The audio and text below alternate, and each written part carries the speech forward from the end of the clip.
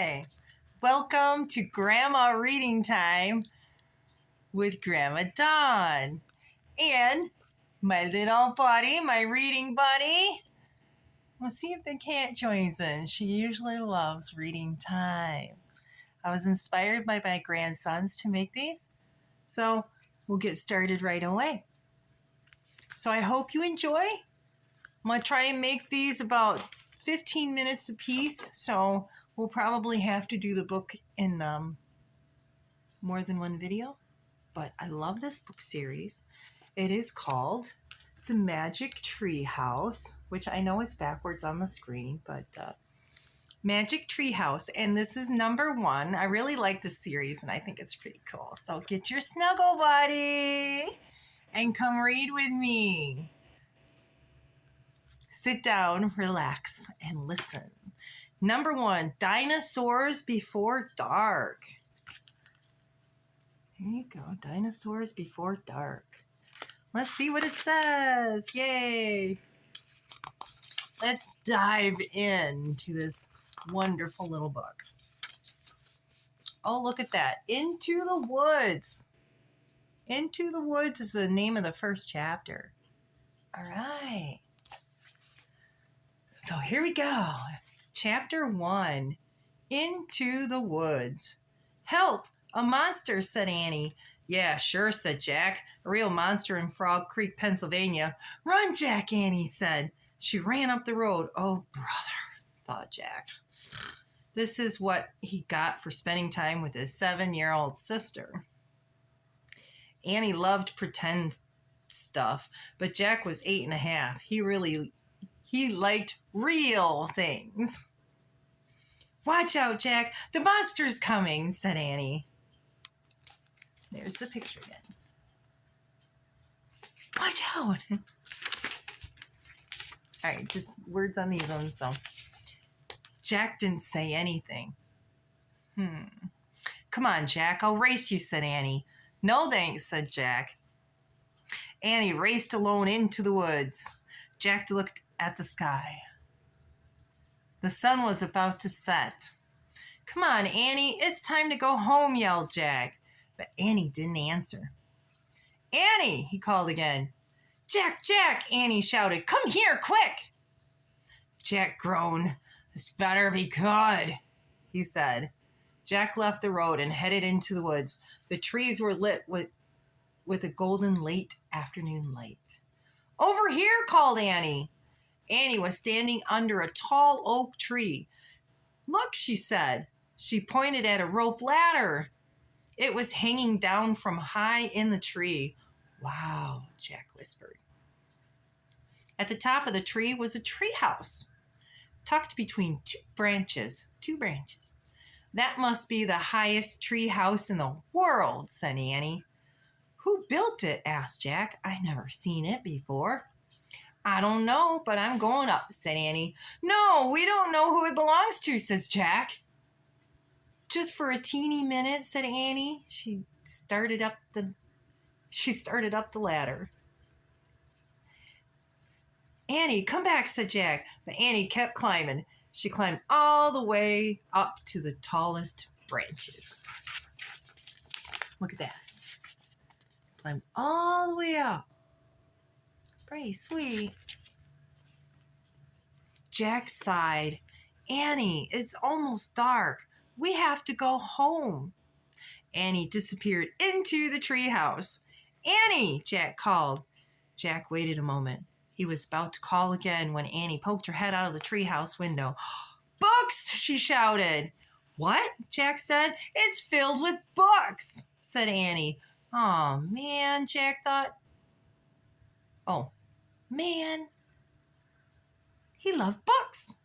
Jack pushed his glasses into place, gripped the sides of the rope ladder, and started up. Chapter 2, The Monster. See what that is. Jack crawled into the treehouse. Wow, he said. The tree was filled with books. Books were everywhere. Very old books with dusty covers and new books with shiny, bright colors. Look, said Annie. You can see far away. She was peering out the treehouse window. Jack looked out the window with her. Below were the tops of other trees. In the distance, he could see the Frog Creek Library and the elementary school and the park. Annie pointed to the other direction. "There's our house," she said. Annie was right. Jack could see their white wooden house and its green porch. In the yard next door was their neighbor's black dog, Henry. He looked very tiny. "Hi, Henry," shouted Annie. "Shh, we're not supposed to be up here," said Jack. Jack glanced around the treehouse again. He noticed that bookmarks were sticking out of many of the books. "I wonder who owns all these books," he said. "I like this one," said Annie. She picked up a book with a castle on the cover. "Here's a book about Pennsylvania," said Jack. He turned to the page with a bookmark. "Hey, here's a picture of Frog Creek," said Jack. "It's a picture of these woods." "Oh, here's a book for you," said Annie. She held up a book about dinosaurs. A blue silk bookmark was sticking out of it. "Let me see," said Jack. He set his backpack down on the floor and grabbed the book from Annie. "Okay, you look at that one and I'll look at the one about castles," said Annie. "No, we better not," said Jack. "We don't know who these books belong to." But even as he said this, Jack was opening the dinosaur book to the place where the bookmark was. He couldn't help himself. Jack turned to a picture of an ancient flying reptile. He recognized it as a pterodon.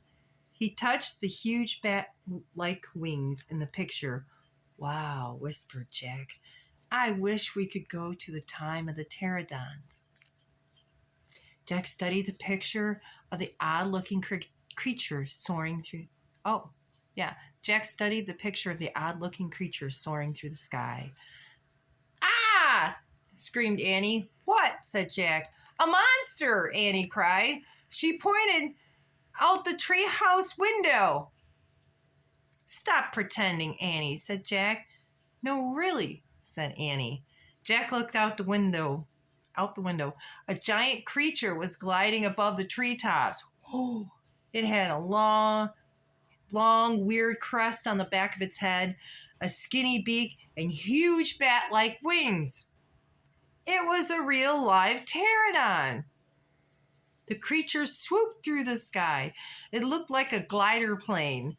It was coming straight toward the treehouse. "Get down!" cried Annie. Jack and Annie crouched on the floor. The wind started to blow. The treehouse started to spin. It spun faster and faster. Then everything was still. Absolutely still. Chapter 3. Where is here? Jack opened his eyes. Sunlight slanted through the window. The treehouse was still high up in the tree, but it wasn't the same tree. "Where are we?" said Annie. She and Jack looked out the window.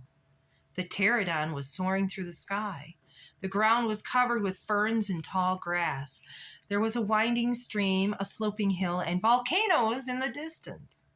I don't know where we are," said Jack. The pterodon glided down to the base of the tree. It landed on the ground and stood very still. "So what just happened to us?" said Annie. "Well," said Jack, "I was looking at the picture in the book, and you said, 'Wow, I wish we could go to the time of the pterodons,'" said Annie. "Yeah, and then we saw a pterodon in Frog Creek Woods," said Jack. "Yeah, and then the wind got loud, and the treehouse started spinning," said Annie. "And we landed here," said Jack. "And we landed here," said Annie. "So that means," said Jack. "So that means what?" said Annie. "I don't know," said Jack. He shook his head. "None of this can be real."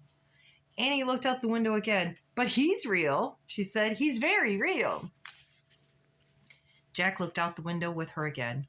The pterodon was standing at the base of the tree like a guard. His wings were spread out on either side of him. "Hi," Annie shouted. "Shh," said Jack. "We're not supposed to be here." "But where is here?" said Annie. "I don't know," said Jack. "Hi, who are you?" Annie called to the pterodon. The creature just looked up at her. Are you nuts? He can't talk, said Jack, but maybe the book can tell us. Are you nuts? Jack looked down at the book. He read the words under the picture. This flying reptile lived in the Cretaceous period. It vanished 65 million years ago with the dinosaurs. Wow. 65 million years ago.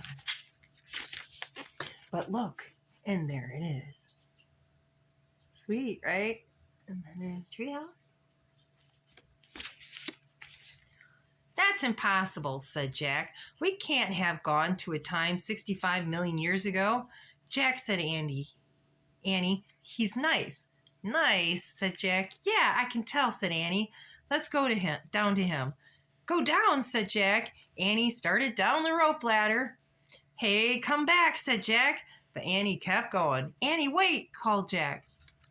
Annie dropped to the ground. She stepped boldly up to the ancient creature. Chapter 4, Henry. Jack gasped as Annie reached out her hand toward the pterodon. Oh no, he thought. Annie was always trying to make friends with animals, but this was going too far. Don't get too close to him, Annie, Jack shouted. Annie touched the pterodon's crest. She stroked his neck. She was talking to him. What in the world is she saying, Jack wondered. He took a deep breath. Okay, he would go down too. It would be good to examine a pterodon. He could take notes like a scientist. Jack started down the rope ladder. When he reached the ground, he was only a few feet away from the creature. The pterodon stared at Jack. His eyes were bright and alert. He's soft, Jack, said Annie. He feels like Henry. Jack snorted. He's no dog, Annie. Feel him, Jack, said Annie. Jack didn't move. Don't think, Jack. Just do it, Annie said. Jack stepped forward. He reached out very cautiously. He brushed his hand down the creature's neck.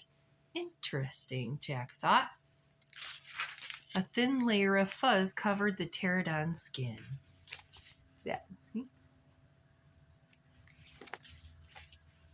Soft, huh? Said Annie. Jack reached into his backpack and pulled out a pencil and notebook. He wrote fuzzy skin. What are you doing? Asked Annie. Taking notes, said Jack. We're probably the first people in the whole world ever to see a real live pterodon.